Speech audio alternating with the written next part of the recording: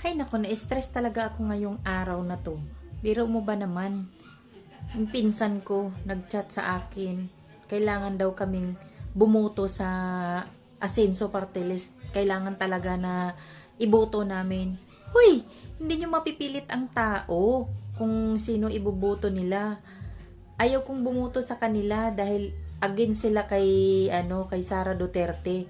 Kasama siya sa pag-impeach kay Sara Duterte, yung mga Asenso Usamis na yan. Bakit ba ipagpilit ninyo?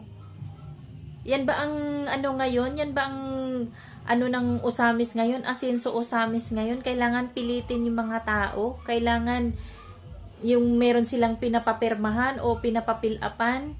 Huy! Huwag kayong mamilit ng tao. Nasa tao yan kung sino iboboto nila. Kung maganda yung pamamalakad nyo dyan sa Usamis, iboboto namin kayo. Pero, ano bang ginawa nyo kay Sara? Tumulong kayo sa mga bangag na para ma-impeach si Sara. Mga Duterte. Huwag kayong mamilit mga taga-Asenso Usamis. Hindi yung mangangampanya kayo sa pilitan yung mga ginagawa ninyo. Itigil nyo na yan. Binibili nyo yung mga tao. Hindi magandang yan.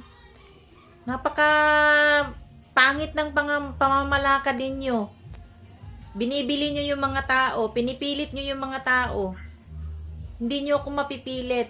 Kung sino yung iboboto ko, oo, naka-fill up ako kasi hindi sinasabi ng pinsan ko na yun pala yun. Pero nung nalaman ko, hindi ko na iboboto yung Asenso Usamis Party List na yan.